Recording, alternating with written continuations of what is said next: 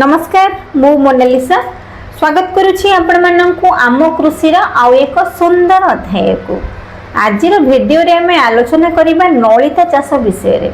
हाँ आज्ञा नलिता हेउछि एक अर्थकारी फसल आज्ञा आम राज्य रे प्राय किछि किछि जिला मानकर एही नलिता चाष करा जाय थाए जेमिति आपनकर कटक केन्द्रापड़ा केन्दुझर बालेश्वर भद्रक इत्यादि किछि जिला मानकर नलिता चाष करा जाय थाए किंतु एबे देखा जाय धीरे धीरे चाषी भाई माने नलिता चाष प्रति विमुख हेलेनी।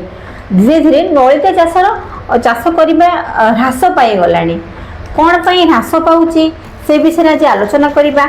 नलिता चाष करिबा द्वारा आमे हमर कोन लाभ होई थाए, आम चाष जमी रे कोन लाभ होई थाए एवं आमे केउ समय रे नलिता मंजी बुणीबा आज भिडियो रे से विषय आलोचना करिबा।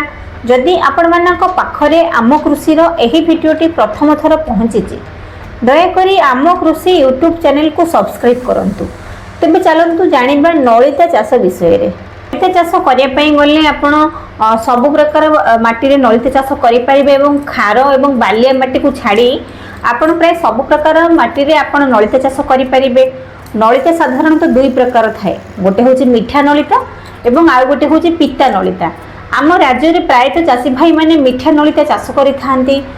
जेमिति कि यार किछि बिहनर नाम स्थानीय बिहनर नाम मु आपनको जणाई दउछि नवीन रेवती महादेव इत्यादि एई जो तीनोटी बिहन रहिला एही बिहन माननको आम चाषी भाई माने सेमाने सेमाननको चाष जमी रे प्रयोग करिथांती। जेतेबेले आमे नलिता बिहन बुणीबा पई नबा निश्चित भाबरे आमे नलिता बिहन विशोधन करिबा दरकार।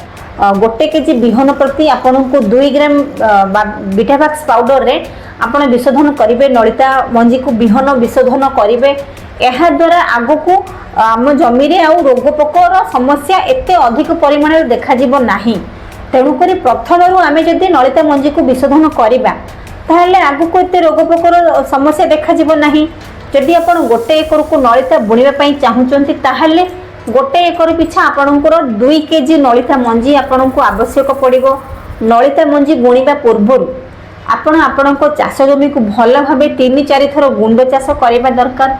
ता परे जाई कि आपणको चाष जमी रे नलिता मंजी बुणी परिबे।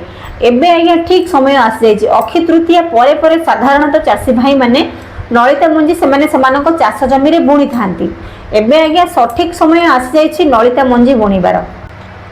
नलिता बिहन बुणीबार 3 सप्ताह परे आज्ञा घास बछा बा कोड़ा खुसा काम करा जाई थाए। नलिता को जते पतला करिकि आपण बुणीबे सेते अधिक परिमाण रे नलिता होई थाए किबा नलिता गछुटी सेते पृष्ठ पृष्ठ होई बढ़ी थाए। तेणु पर जेतेबेले नलिता बुणुछंती आपण पतला करिकि नलिता बुणंतु। जदि बुणीला बेले अधिका आपण पकई देई छंती ताहेले जेतेबेले 3 सप्ताह परे घास बछा बछि काम करूछंती सेही समय रे मध्ये आपण थिनिंग करि पारिबे।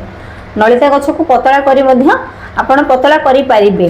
जदि आपण अधिक परिमाण रे मंजी बुणी देई छंती ताहाले 3 सप्ताह परे आपण जो कोड़ा खुसा करिवे घास बाछिबे आपण सही समय रे नलिता गछ को पतला कर देई पारिबे। नलिता गछ रे घासर समस्या आज्ञा देखा जाई थाए। घासर नियंत्रण करिया पई घासर समस्या को समाधान करिया पई आपण टार्गा सुपर व्यवहार करि पारिबे। प्रति 1 लिटर पानी रे आपण को 2 ml टार्गा सुपर जदि आपण मिसई कि आपण चाष जमी रे प्रयोग करूछंती नलिता बुणीबार 18 रु 21 दिन भितरे आपण घास मरा प्रयोग करंतु। एहा द्वारा घास नियंत्रण होई परिबो।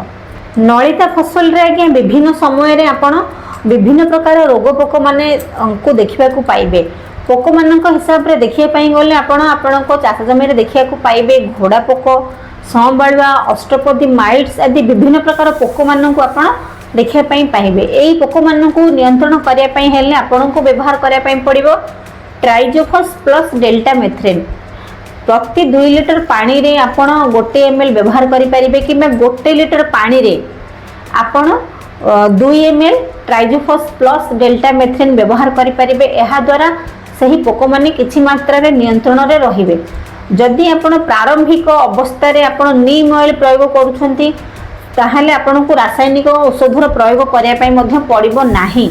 जदि हमें प्रारंभिक अवस्था रे नीम ऑयल प्रयोग करिबा जदि आज्ञा रोग पोकर मात्रा बढ़ी जाइथिबो सही समय रे आपण नीम ऑयल व्यवहार करिवे ताहले हुए तो आपण कंट्रोल करि परिबे नाही। आपण को रासायनिक औषधर सहाय्य नवा पई पड़िबो। जदि प्रारंभिक अवस्था आपण नीम ऑयल व्यवहार करूछंती ताहले निश्चित भाव में आगु मध्य आपण रोगपोक मानकर समस्या देखा पाइबे नाही। जदि नलिता फसल रे मध्य आपण पोक मानकर समस्या ठारू रोग मानकर समस्या मध्य देखा जाय थाय, जेमिति कि कांड पचा, मूल पचा, सढ़ा रोग आदि विभिन्न प्रकार रोग मानकर समस्या मध्य देखा जाय थाय। एही रोग माननकु नियंत्रण करिया पई हेले आपनकु प्रोपिकोनाजोल व्यवहार करिया पई पड़िबो।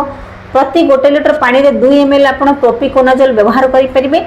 एहा द्वारा रोग किछि मात्रा रे नियंत्रण रे रही परिबे। नलिता बुणी पर आज्ञा 130 रु 135 दिन हेई गले आपण सही समय रे नलिता आज्ञा अमल करि देबे।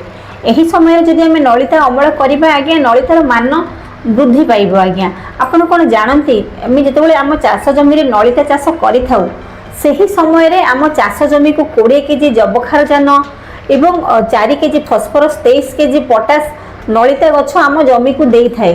जदि आपण आपणको चाष जमी रे नलिता चाष करूछंती ताहाले एही सब सार आपण नलिता गछठू पाई परिबे। एहा द्वारा आम माटी उर्वर हेबा सहित आम चाष जमी रे अनेक प्रकार अणु उपकारी अणुजीव मान मध्य वृद्धि पाई थांती। तेणु करी आपण माने आपणको चाष जमी रे नलिता चाष आज्ञा करंतु। एबे तो आपण जानिथिबे कि झोटर सर्वनिम्न मूल्य वृद्धि करा जायछि।